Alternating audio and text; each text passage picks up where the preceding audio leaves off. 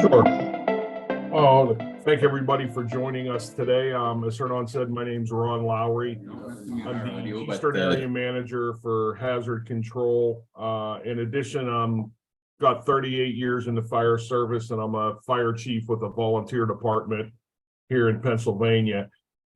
So what we're going to cover here today is some roadside incidents, not just crashes, fires, crashes, spills, that type of thing, and how we can incorporate encapsulator technology into those incidents and hopefully make everybody's life a little bit safer.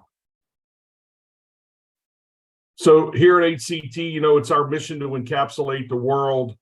We want to make it a safer place through leadership in fire prevention and protection and suppression, utilizing an eco-friendly, innovative encapsulator technology.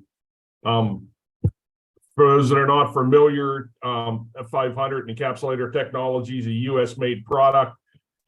Hazard Control is headquartered just outside of Atlanta, Georgia, in a little town called Fayetteville. We have a global distribution network, as we can kind of see from, as Hernan was saying earlier, we've got representation here from around the world. So not just U.S. folks, but, Australia and others on the call with us today. So the objectives for today is we want to achieve a better understanding of the hazards associated with roadside incidents and how we can help mitigate those with encapsulator technology. Discuss why some of the current agents that are out there fail to extinguish three-dimensional fires. We want to define what a spherical micelle is and how it works, because that micelle is the building block of an encapsulator. And then we'll identify how that encapsulating agent works within the fire tetrahedron to suppress a fire, and then identify the percentages of F500 for the various classes of fires. So when we're talking roadside incidents, as I said, we're talking crashes, fires, spills, kind of the whole gambit of everything that gets us out on the highway. And we know there are ever-present dangers in doing that. I was just looking yesterday from the latest report from 2021 from the NFPA, 9% of the firefighter line of duty deaths were for being struck by a vehicle while operating on the roadway. In addition, the Emergency Responder Safety Institute reported 28 first responder fatalities, that's police and fire, for being struck by a vehicle in 2022. So very dangerous area for us to be operating in, and the quicker we can get out of that hazardous environment, the safer it is for us and our crews. The same way we have the ever-evolving technology is creating new hazards. Even things we didn't have to face 10 or 15 years ago, particularly when we talk about, lithium-ion batteries and some of the Class D metal that's involved into today's modern vehicles. The picture there on the right is actually of a BMW fully electric that caught on fire up in New York. So as you see, there wasn't much left at the end of the day. And with the major automakers like Ford, GM, and Mercedes pledging that by 20 or 2035, they want to be out of the, hydrocarbon fueled vehicles and into a fully electric fleet, these dangers and these hazards are going to become more and more prevalent, not less prevalent. In addition to those new high hazards, we still have the everyday things we've always had associated with vehicle fires.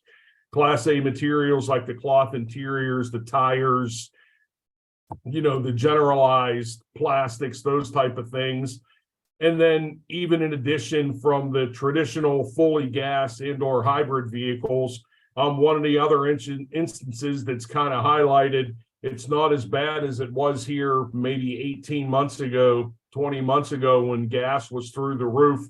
We actually had folks going out and drilling holes in the gas tank to try and steal the gasoline out of the gas tanks because the price of gas was so high. So again, just those vandalized hazards that we potentially are also going to have to deal with. And those Class B materials can vary from E10 gasoline to E85 to diesel or biodiesel. For some of our international clients, they're dealing a lot with heptane. and then also crude oil being trucked over the roadways. And let's look at some of these current extinguishing methods to try and handle some of these three-dimensional fires. We see here the video on the left that's playing now. This is a tanker on fire where they're going to be deploying a hand line. And while as we watch the video, you'll see we start to get some pretty good success on that two-dimensional spill fire. Even though they continue to apply foam and move up, as you'll see, they can't really get that three-dimensional fire aspect of the truck, because again, it's kind of difficult to form a blanket, if not impossible, over that three-dimensional object. So they're making, again, good progress. They've got the bulk of the ground fire knocked down. But again, what we have now is the truck itself burning and that tank containing the fuel continuing to burn. You're going to see here in a minute, the firefighter is going to shut his nozzle down and reposition to try and get a better angle. But again, that foam really isn't very efficient at trying to form that blanket over that three-dimensional tank.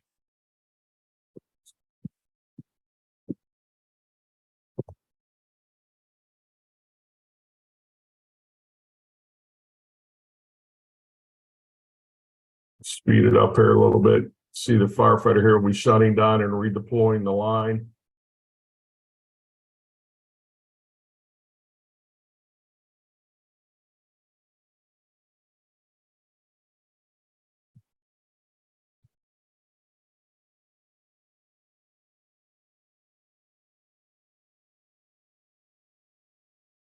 So again, we have some additional fuel now spilling onto the ground. So he's going to sweep again, trying to get that ground fire. But again, not really efficient on that three-dimensional truck fire. The video here on the right, you actually see it's a crash fire rescue truck that's actually deploying its powder. So it's probably a purple K agent. Again, trying to suppress that three-dimensional fire. One of the issues there, you know, that steel from that burning tank, that burning truck is superheated. That while the powder may be good at trying to suppress the fire, the truck is hot enough, that steel's hot enough that the fuel just keeps reigniting.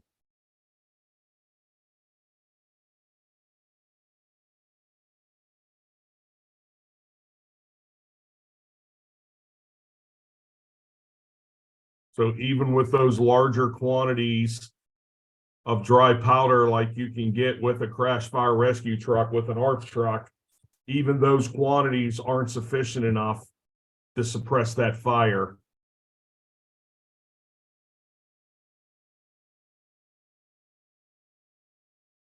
Here's another one, similar situation. You can see the foam that's already been laid down.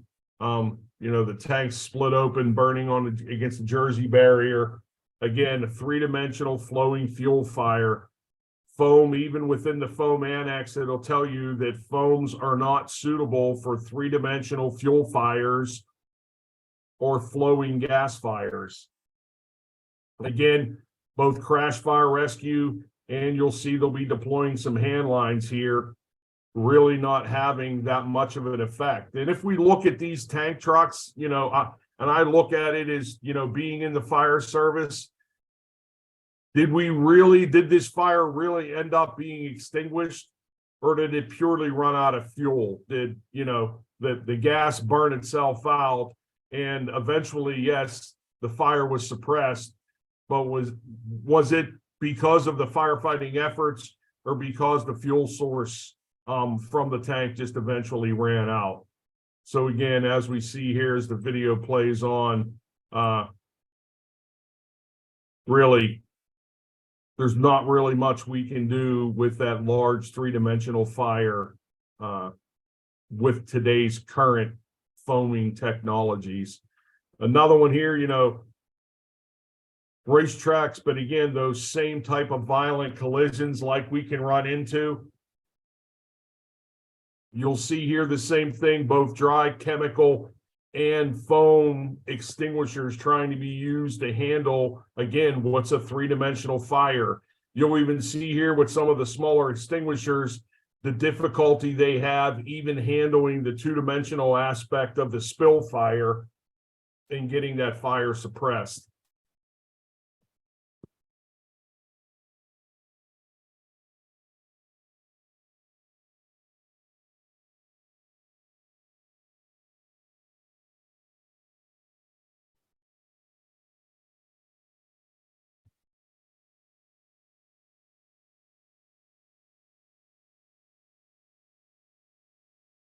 So here, their main focus, they're trying to keep the heat away from the driver. They're trying to keep the fire away from the driver. That's why they're concentrating more on that driver's side of the vehicle than the fire. They're trying to keep the heat and the flames away from the driver so they can get them out of the vehicle. But even using CO2, dry powder, everything we see, continuing that fuel, continuing to flare and to reignite.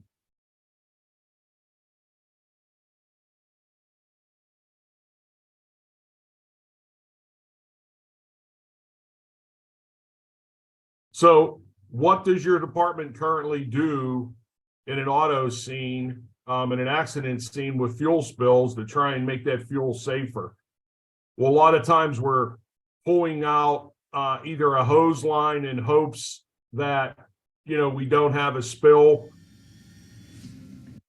or we're even going to try and use absorbent.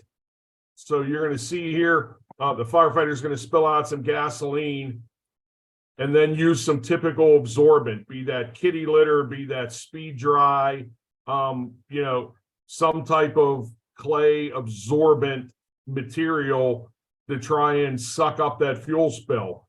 And while it works with confining that fuel from spreading further across the pavement, it does nothing to remove the flammability of that fuel. So you'll see here, he's using like I said, a scoop to put some of the absorbent down on the fuel, trying to absorb that fuel spill. Something that's pretty typical that you see at gas stations. There may be a filling station that somebody was filling the tank and spilled some fuel, and the attendant will come out with some of the absorbent and put absorbent down over that fuel spill that's on the ground, and they think they've made that spill safe now because they've covered up the fuel. In reality, all you've done is created flammable absorbent. So that absorbent does nothing to take the flammability away from the fuel. You'll see now he's going to take an F500 extinguisher with 3% F500, actually extinguish the fire. In the process of doing that, he is now encapsulating that fuel and making that fuel a non-hazardous substance. So kind of reversing the scenario here, you can use F500 to actually render that fuel spill non-flammable, then use your absorbent to pick everything up at the end if you're done. And or, as you see, he's using that dispersed nozzle. He's not making a much larger spill area. You can just let that spill evaporate off the highway or off the roadway. Especially during the hotter months of the summer, it'll pretty rapidly evaporate off the surface. You'll see here in a second, he's going to put the extinguisher down. He'll go ahead and take that same torch he used earlier to light the fuel and show you that that fuel was now non-flammable, non-ignitable. So in that roadway incident, be it a fuel spill, be it an auto accident with fuel on the ground, an encapsulator agent actually gives you the ability to render that fuel source non-flammable, non-ignitable, as opposed to putting down an absorbent that now all you've done is created flammable absorbent material. Again, as I stated earlier, the Class D hazards that are coming in the newer modern vehicles. So some numbers I've heard thrown out at some of the classes I've attended on modern vehicle extrication and some of the modern vehicle hazards is anywhere from 250 to 300 pounds of Class D metals are being used in the modern vehicles. Back when I got in the fire service, even 15, 20 years ago, it was mainly the steering column is what we were dealing with. You know, maybe the steering wheel, the column itself was magnesium, but now we have, you know, dash subassemblies up in the firewall, engine cradles, you know, the heads. There's so many more magnesium products that are within the vehicles now. I mean, here's just a good synopsis of some of the places you may find those Class D metal components.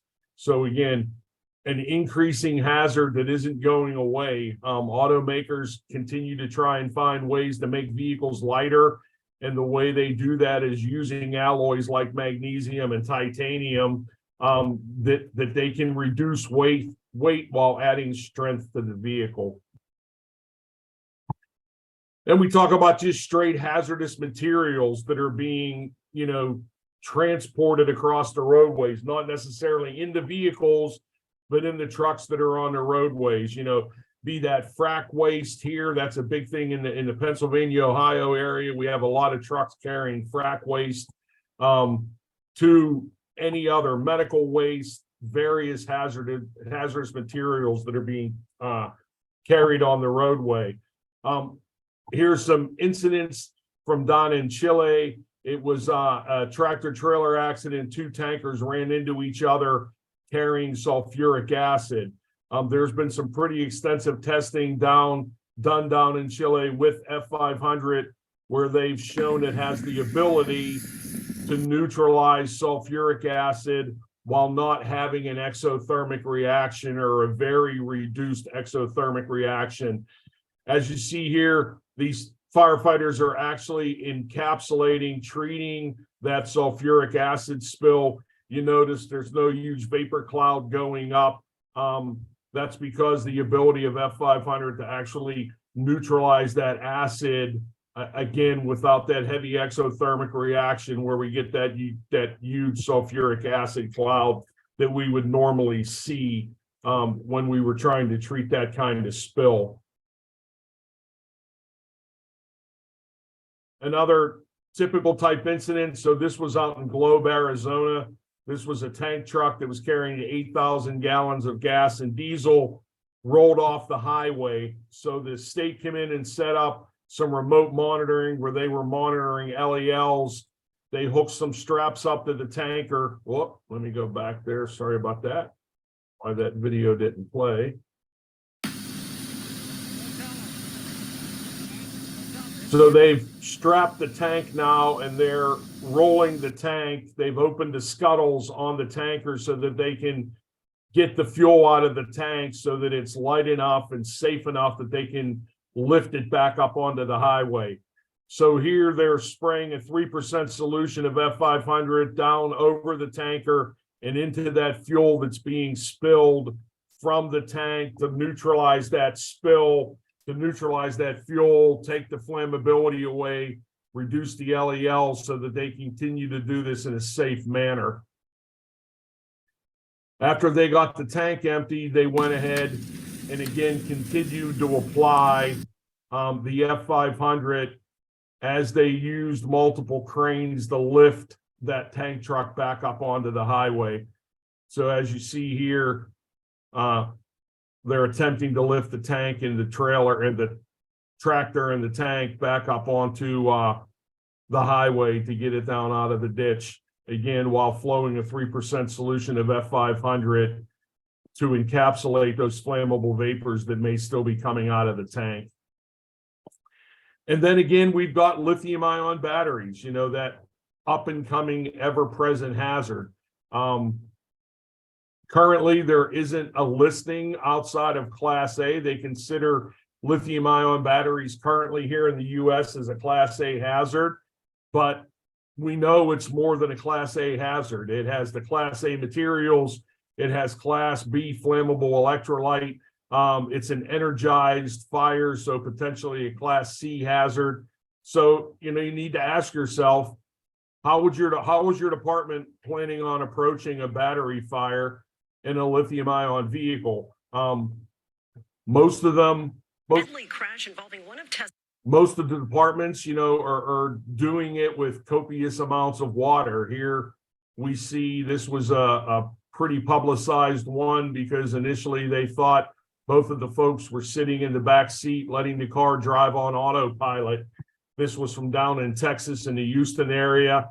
As you can see, they estimated they were flowing 20, 30, 40,000 gallons of water onto that Tesla to try and extinguish that battery fire.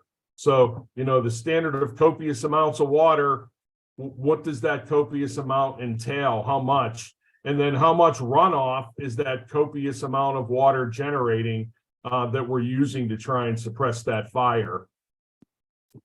So let's look at encapsulator agents and what they can do for us to help with all of these hazards we've been discussing so far. So what is an encapsulating agent?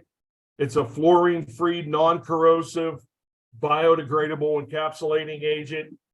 It's UL listed for Class A and Class B fire suppression. It's been tested since 2008 for lithium-ion battery fires. We're currently used by companies like General Motors, Duracell, Bosch, Tesla, Mercedes, Honda, Hyundai. Go through the line pretty much of battery users and battery manufacturers. The battery plants for General Motors are using F500 for lithium-ion battery fire suppression. Also with, the gasoline hazards, the agent is listed on the EPA's National Contingency Plan as a surface washing agent. So it can be used to counteract that hydrocarbon spill on the ground, remove the flammability, and help speed up bioremediation. So when we talk about an encapsulating agent, just what is it and what does it do? So kind of a textbook definition, an encapsulating agent is a water additive whose basic building block is a spherical micelle. Again, those micelles are the building blocks of an encapsulator. Those micelles are capable of encapsulating polar and non-polar hydrocarbons, both vapor and liquid molecules. They rapidly and permanently reduce temperatures, and they also have the ability to interrupt the free radical coalescence, which dramatically reduces the smoke and toxins that are generated when materials burn. So real quick animation here that's going to go over what an encapsulator agent is and what happens when it mixes with water. Encapsulator technology, the next generation of fire and hazard mitigation. First, we start with a simplified version of a single encapsulator agent molecule consisting of a hydrophilic polar head which loves water, dissolves in water, and a hydrophobic non-polar tail which fears water and will do anything to get away from water. Once the EA molecules enter the water, they instantaneously and automatically orient with the non-polar tails inward and the polar heads outward, forming millions of spherical micelles.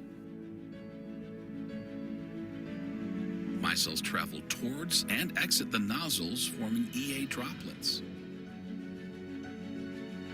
Micelles nearest to the surface of each droplet automatically break apart. The non-polar tails orient outside the droplet, with polar heads on the surface, forming an EA skin on the surface of every droplet. In addition to the EA skin, there are millions of molecular spherical micelles within each droplet. So that orientation of the agent, both on the surface of the droplet and the inside of the droplet, gives you those three unique features that we just spoke about on the previous slide. And on the next few slides here, Encapsulator, we'll actually get into what that all provides for you. So we know when we talk about the basic fire tetrahedron, we need to remove one leg in order for that fire to be suppressed. And most agents that we work with today, be it foam, be it water, be it dry chem or CO2, are working on one leg of that tetrahedron primarily to suppress that fire. But if you think about those three unique features that we spoke about a couple slides ago, where our encapsulating those fuels inside the spherical micelle. So we're chemically separating the fuel from the oxygen. So we're removing the fuel, chemically separating it from the oxygen. We're rapidly removing and permanently removing the heat from the equation, and we're interrupting that chemical reaction, that free radical chain reaction. So with an encapsulator agent, we're not working on one leg of the tetrahedron. We're attacking the entire tetrahedron simultaneously. That gives you the ability to extinguish multiple classes of fires. So the types of fires that F500 has been tested on and successfully extinguished: class A, B, D, and the lithium-ion battery fires. So again, let's look at those unique features. That first one is that encapsulation, and that's tested through this NFPA 18A section 7.7 spherical micelle stability test. So as part of that test, what we do is take a gallon of gasoline, add in 16 ounces of the encapsulating agent, and then 5 gallons of water.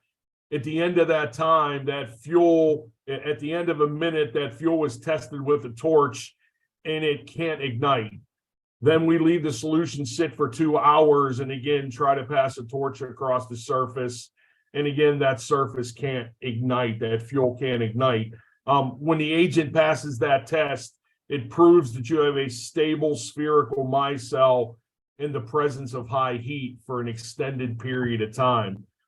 So I'll kind of open this up to the group, and hopefully we can get a couple answers here. So to the firefighters in the group, this is about a 24-foot pit with about 40 to 50 gallons of diesel fuel burning. So throw on a number to me. How much foam do you think it would take to suppress that fire?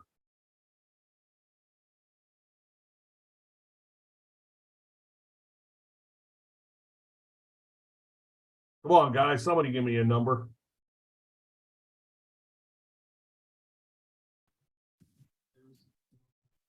10 gallons. 10 gallons. So, okay, we're going to call 10 gallons of foam. That sounds like a reasonable number. So we got 10 gallons of foam concentrate to suppress that fire. Now, when we look at fluorine-free foams as opposed to fluorinated foams, some of the testing that's been done by the NFPA Research Foundation and the Department of Defense is potentially up to 3 times the amount of concentrate needed to suppress the same size fire. So if we're talking a fluorine-free foam, now we may need 30 gallons to suppress that fire. So now let's see what happens with an encapsulating agent.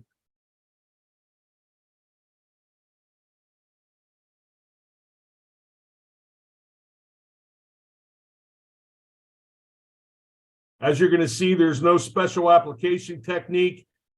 He's rapidly sweeping the surface of the fire, encapsulating the vapors that are coming off while he's simultaneously cooling that steel ring. So we had that fire suppressed in about 30 seconds.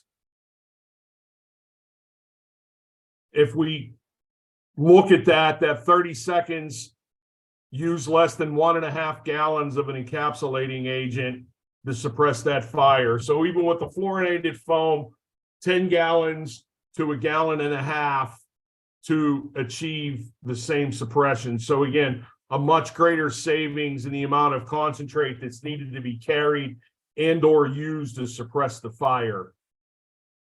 Another great one we talked about earlier is we saw the video with the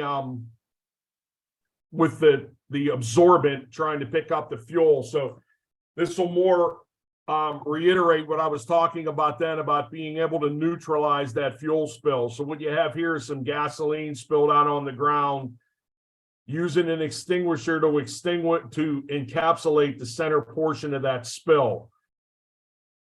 Now take a torch, and the firefighter is going to light the left-hand side of the spill.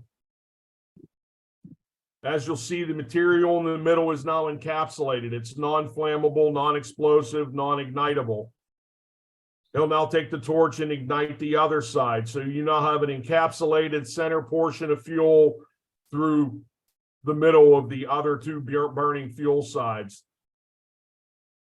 Take the extinguisher and finish extinguishing that fuel.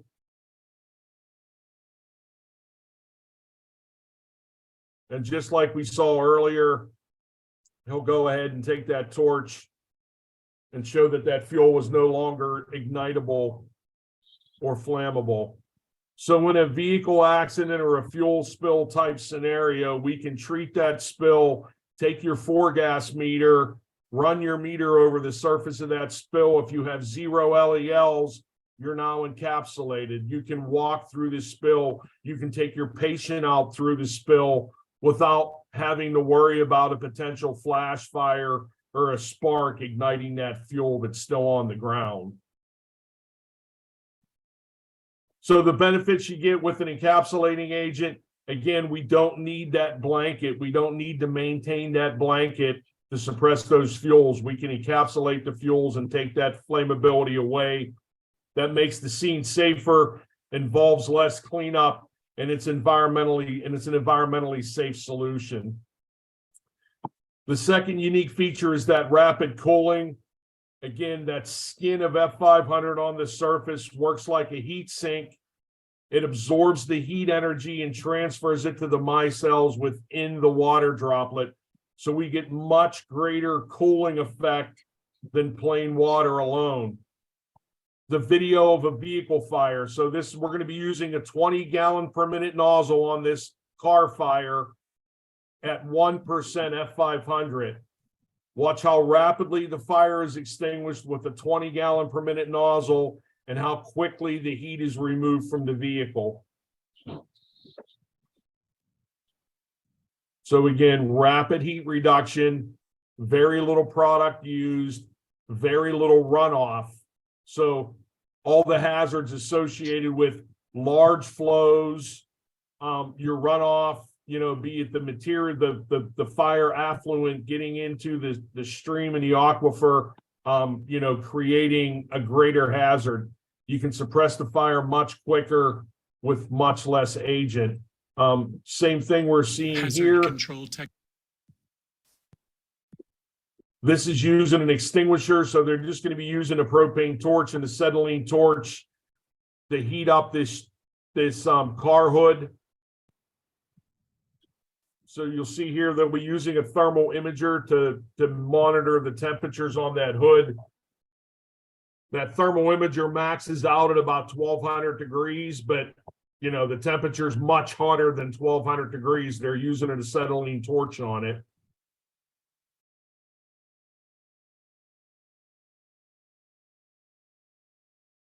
So notice the firefighter is going to be here. They'll be applying the agent from the back half.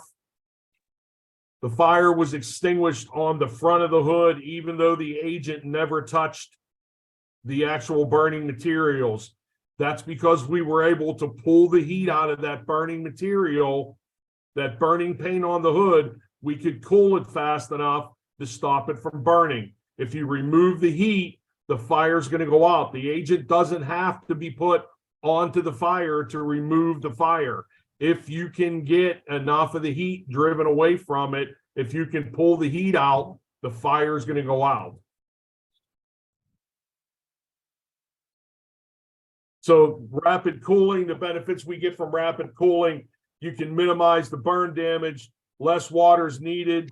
Again, less operating time on the highway. If we can get that fire out faster, if we can get it cooled down to the point that we can get it on a tow and get it off of the highway, we can get our folks out of that dangerous position faster. And you need less resources. Maybe you don't have to run 3 engines or an engine and a tanker out for a vehicle fire on the interstate because you don't have water. You can handle it with a single engine company. So we can reduce the amount of guys we're putting in harm's way to begin with and reduce the amount of resources and the time they need to spend in that hazardous situation. Again, roadside collisions in the United States, the first 2 weeks of 2020 alone, 7 roadway responders were struck and killed by vehicles while assisting the public. That's police, fire, and tow operators.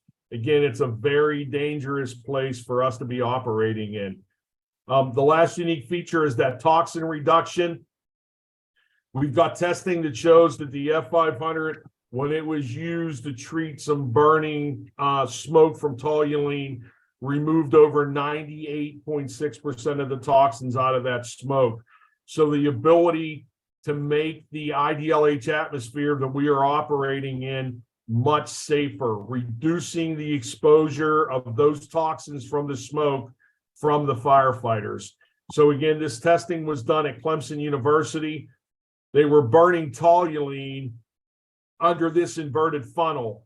They did multiple burns where they were spraying a plain water mist into the smoke column, just looking to treat the smoke. Then they duplicated that. The only difference, they were using a 3% solution of F500 to try and treat the smoke. Not looking to suppress the fire, just treat the smoke. So during this testing, they were looking at light transmittance. So what was the opacity of the smoke? How dark, how dense was the smoke? How much soot accumulated in this funnel?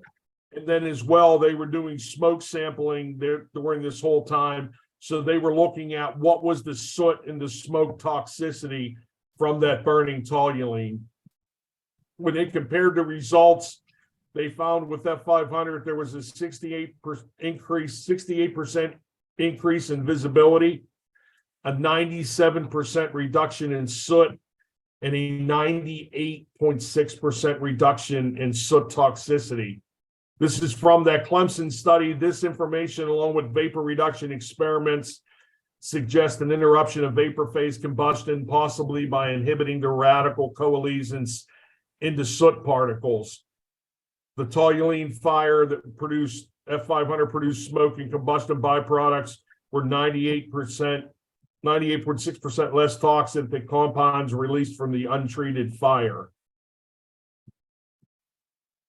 A great video to illustrate that point of what they're talking about with interrupting that vapor phase combustion. We have 5 burning tires here. We're going to be using a 20-gallon per minute nozzle with a 1% solution of F500. So just watch that smoke, that heavy, black, dense smoke that's coming off of those burning tires. That's soot-laden,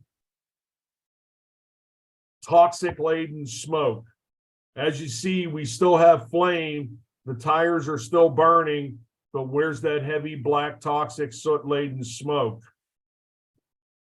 That's the interruption of vapor phase combustion. We can stop that soot and those toxins from forming.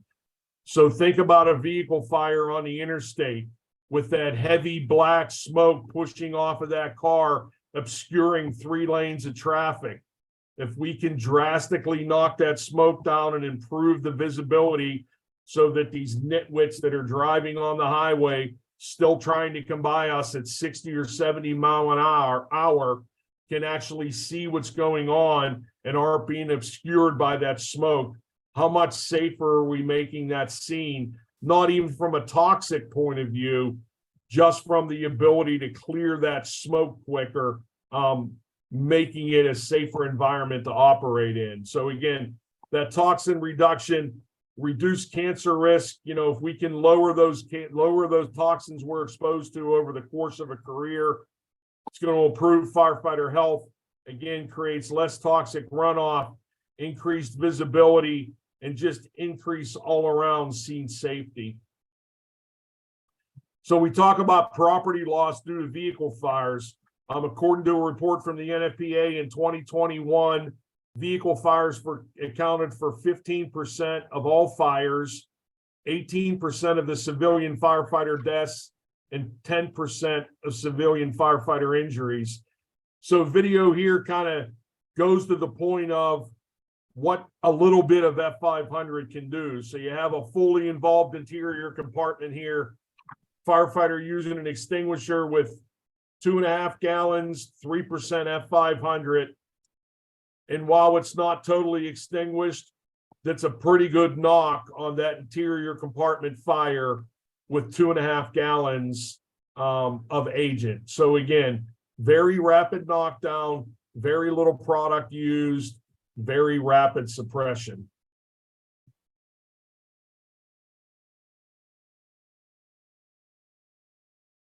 So let's look at some of the lithium-ion battery testing that's been done with F500. So this first video here is some comparative testing, comparing foam, dry powder,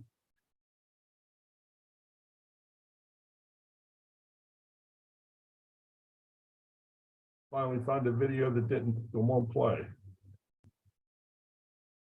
Here's what we're going to do, folks.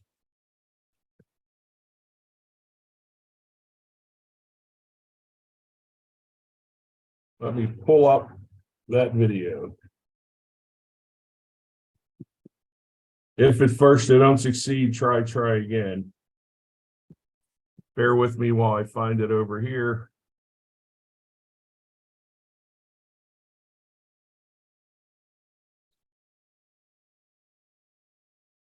So again, here's that video. We're comparing foam, dry powder, and F500 portable extinguishers on that lithium-ion battery fire.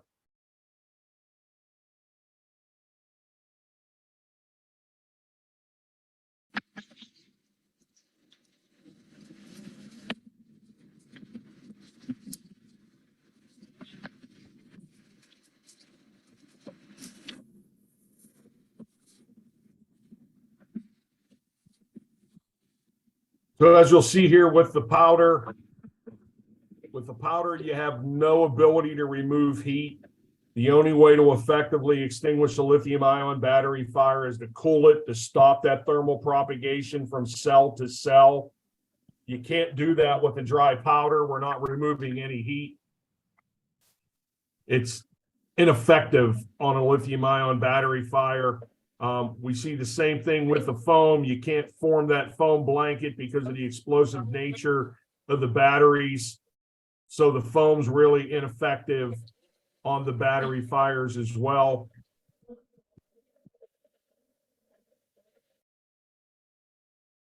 But as you can see, the F500 extinguisher is rapidly extinguishing that battery fire.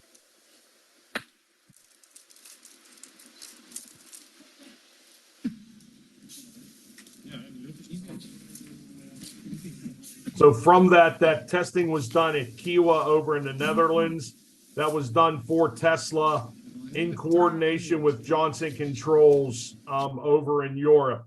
So as you can see here from that published study, powdered extinguishers do not apply. The foam extinguisher is not recommended, but the F500 extinguisher can be recommended to apply on a lithium-ion battery fire.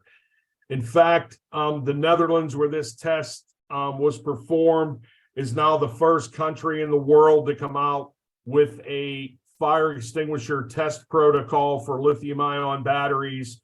And our F500 extinguisher is one of the few extinguishers in the world that has been tested and tested and listed over in the Netherlands for lithium-ion battery fire suppression. This graph here goes to some of the hazards associated with those batteries. So this comes from the Journal of Loss Prevention and Process Industries. This was a published study done by the Beijing Institute of Technology. One of the things they were looking at was the hydrogen gas emissions that are coming off of these batteries when they burn. So in the testing they were running, they found that the batteries, when they were free burning, were giving off about 476 parts per million of hydrogen gas. When they were using a water mist to attempt extinguishment, that number dropped to about 217 parts per million. But when they used the F500 to extinguish that fire, those hydrogen levels never reached higher than 14 parts per million. So what they theorized, what they proved, because they were able to measure the micelle, is that the micelle was actually encapsulating that hydrogen gas that was coming off of the battery inside the micelle. And they proved that by measuring the size of the micelle pre-encapsulation and post-encapsulation, showing that after it was exposed to the hydrogen gas, it increased in size because it encapsulated that hydrogen gas molecule within the micelle. This is some other testing that was done. So this is a full-size battery pack. And again, I can't believe none of the lithium battery videos are going to play. I have that video as well. Bear with me.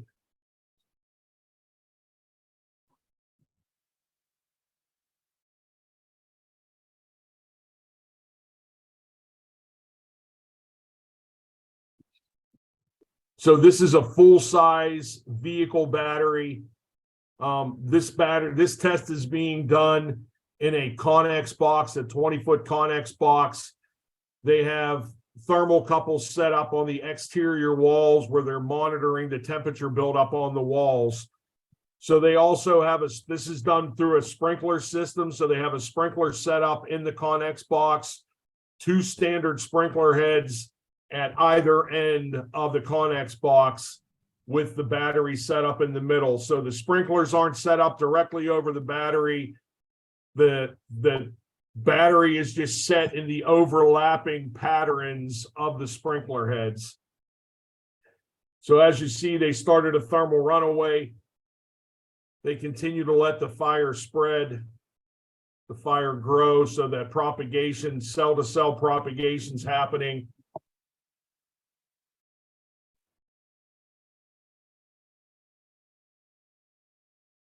Another couple seconds here, you'll know when the system discharges.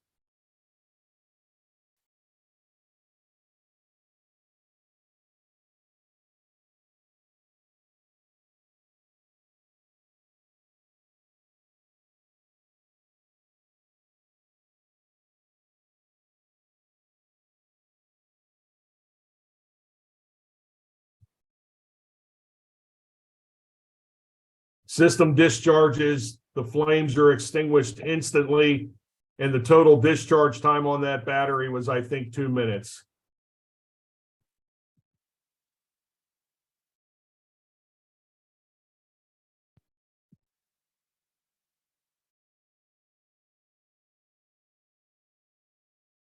Sorry about that.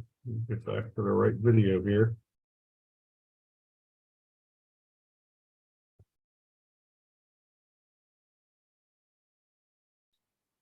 I think my computer is starting to go crazy on me because I have too many things open.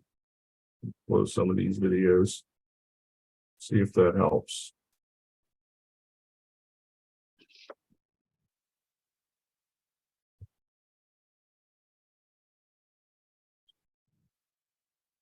I apologize.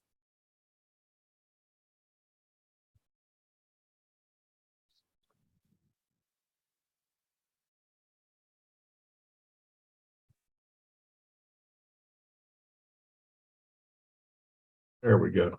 So this video here, it's actually from Chief Brian Lee. He's with the Painterton Volunteer Fire Department just outside of Pittsburgh. He's actually in Westmoreland County. He's actually talking about his experience with F500 on a Tesla fire.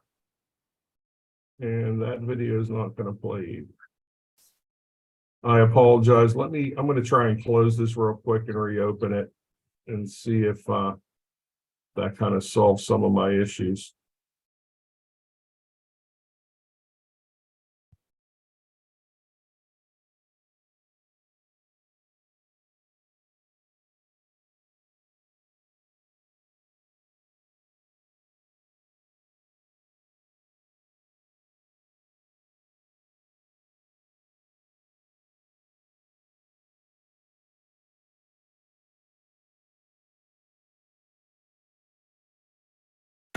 So There we go. We pulled on scene, assisting the Level Green Fire Department. They dumped over 500 gallons of water on it, and the car kept flaring up. We pulled our trash line off with the F500 and the nozzle, and we used 1.5 jugs of the F500 and about 450 gallons of water, and the fire was out. Cooled down enough, the tow truck driver was happy. Great. So no flare-ups after you were using the F500 on the car? No flare-ups again once the F500 was in use. Great. Thanks, Chief. Appreciate it. Yeah, no problem. Go on. So again, when we talk about those vehicle fires, and that's one of the questions we get a lot, if that battery's in a sealed compartment, it's closed off, is the F500 actually going to help? to be able to suppress that battery fire. Well, there's direct evidence from a fire, a live fire situation, not a test, not anything done in a lab. That was boots on the ground, rapidly extinguished Tesla, a burning Tesla that was involved in a T-bone accident with the TKO nozzle. So again, very low flow, really fast suppression of that burning vehicle. Again, the eco-friendly that we were talking about earlier, the F500 is completely fluorine free. We've had multiple tests run not only on solution but on concentrate that shows we are non-detectable for any of the fluorinated compounds that the EPA is currently testing for. Just kind of a slide to talk about the issues that are out there and the ongoing lawsuits that seem to be being filed daily in regards to the fluorinated foam issues. So again, some of the engineered equipment that we have to deliver the agent, that TKO nozzle that we've been talking quite a bit about here, it's a 20 gallon per minute self-adducting nozzle. You can adjust right at the nozzle. There's really, the nice feature of this nozzle is there's no waste your water all the way to the nozzle. You're only making solution right at the nozzle. You also don't have any of the limitations that you would normally have with the nozzle and eductor to, 150 or 200 feet of hose length. This, because your water all the way to the nozzle, you just need 100 PSI at the nozzle to get the nozzle to operate quickly or correctly. And again, Control Technologies presents very rapid knockdown using that 20 gallon per minute nozzle. So as you'll see here, just so we've saw many times before, very rapid knockdown, very little product used, very little runoff. Notice he knocks the visible fire down. Now, always looking to do is his overhaul. That's what the TKO kind of stands for: turbo knockdown and then overhaul. So you can get a very rapid knockdown on the vehicle, on any fire in particular, and then go in and do your overhaul. You don't need to flow those copious large amounts of water like we normally do on a vehicle fire. I liken it when I'm talking with fire departments and we're doing this in the field. Most of the times, if we're using plain water on a vehicle fire, by the time we have the car fire out and we open the doors of the vehicle, it's like Niagara Falls because we filled the interior of the compartment of the vehicle up with water. Again, with F500, you don't have to do that. You want to knock that visible fire down, then go in just like they're doing here and perform a little bit of overhaul. Just finish cooling the vehicle down, extinguish any hot spots that you find as you're going through the vehicle.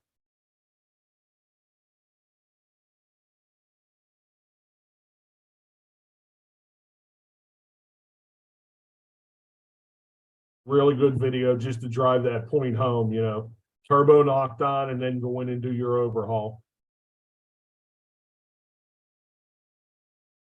The F500 fire extinguishers, again, that can's carried by many of the fire departments. A lot of folks, that's what's going first in. A 3% solution of F500 in that can is going to supercharge it for you and make it much more efficient. You may have noticed in a lot of the videos, we have that European, we call it the European Water Mist Wand. That's what a lot of our testing's been performed on lithium-ion batteries with that particular nozzle configuration. We feel it makes the F500 the most versatile when used with that nozzle configuration with a water can. Amerizorb is another product that we like to promote. We have a good partnership with Amerizorb. They make Throw and Go, which is a natural absorbent. So as I said earlier, you can use that as opposed to your kitty litter when you've gone ahead and neutralized that spill using that Throw and Go. It's good for both fuels, oils, coolants. So you can use it on both hydrocarbons and water-based products for absorbing. Great way to get the stuff back up if you want to pick it up after the fact. EFR is another partner we work with. EFR is Emergency Fund Recovery. Working with EFR gives you the ability, it's a billing service. They can bill for the use of F500 or the throw and go, even your apparatus being on the scene to help you recover the money that you expend for a lot of these vehicle accidents.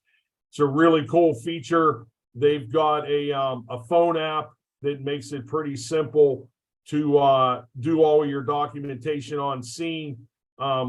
The app also ties in with a lot of the reporting software that we're already writing our NFIRS reports on, so that the information can be pulled right into the EF Recovery app, and it's not like you have to do double documentation and input that data twice.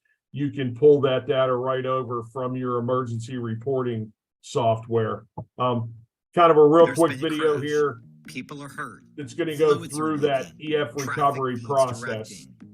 As you arrive on the scene, your priority is safety, care, and containment. The last thing on your mind is the cost of the call. But here's a question.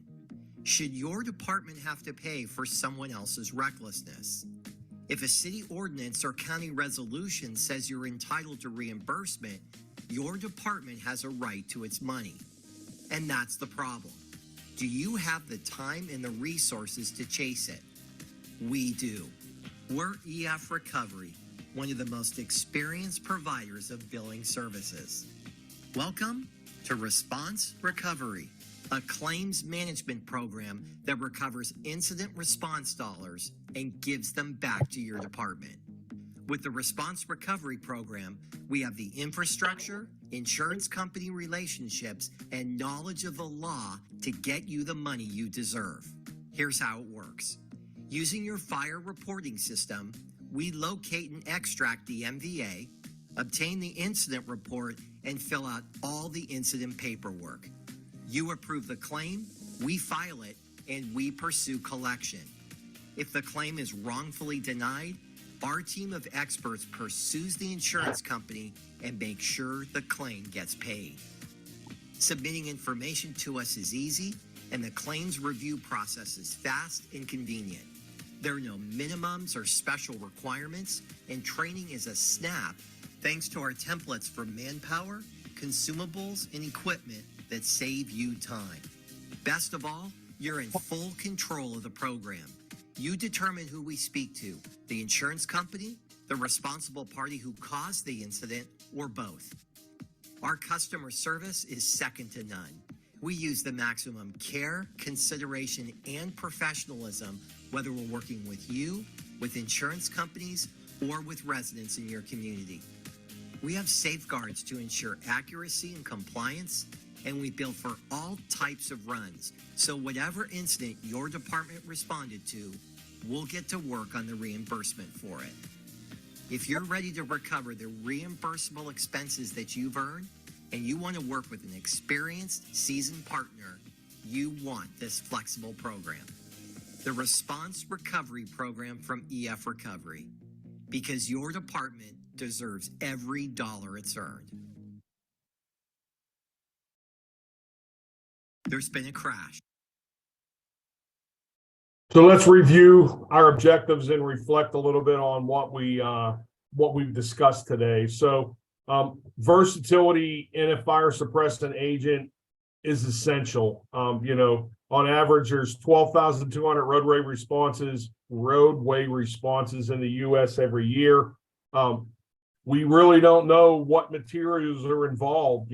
Right now, if you roll out on a vehicle fire and you pull up on scene and you got a vehicle fully involved, do you know if it's a hybrid? Do you know if it's electric? Do you know if it's running diesel, E10 or E85 gasoline? How much Class D metal, if any, is involved? All questions we don't know an answer to initially, but it potentially is going to affect how we're going to try and fight that fire. Increase safety and health benefits, reducing the toxins, improving that IDLH, making it safer for us to work within that environment.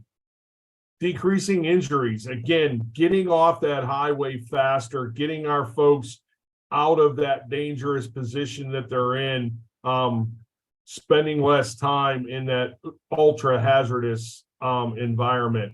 Again, decreasing resources. If we can put the fire out with less water, particularly on those highway incidents, we may not have to respond 3-4 engines or an engine and a tanker or two. We can do it with less resources, freeze those resources up for other calls. And again, the safety benefits of not having them respond in emergency mode to that incident. The eco-friendly benefits, again, it's PFAS free, fluorine free product, no soil contamination, no wildlife contamination, decrease your cleanup costs, increase the community health. So what we would ask is, are you ready to embrace innovation? We have the innovation of these new technologies that are creating the new hazards. Let's embrace the new innovation that's going to help us handle the new hazards that are facing today's fire service. And here with one last video, again, showing that knockdown capability of both the agent and the nozzle. This particular fire is also going to be involving some magnesium. So you'll see here, even with the magnesium fire, the magnesium steering column burning, you see that rapid knockdown. Again, the smoke conditions rapidly improved. I apologize for so long getting around the vehicle. I was hand dragging about 300 feet of 1 3/4 for this.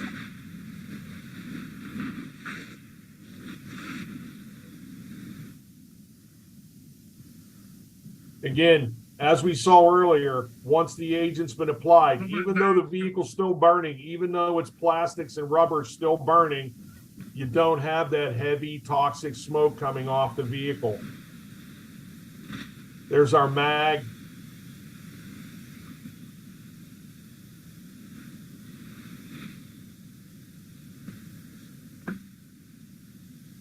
So we have magnesium both on the steering column, and some is melted off and is now laying on the floorboard of the vehicle. See here, I'll reposition the nozzle in just a minute to come around to the front of the vehicle to get a better angle on the mag that's burning, so that I can get some direct application onto that to really get it cooled down and extinguished. There we go. We finally got some good penetration onto it.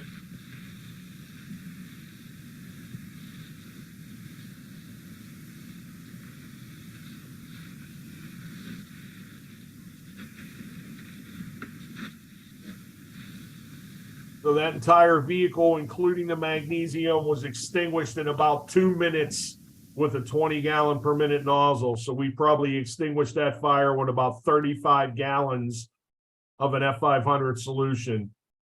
That's the kind of knockdown capabilities we're talking about.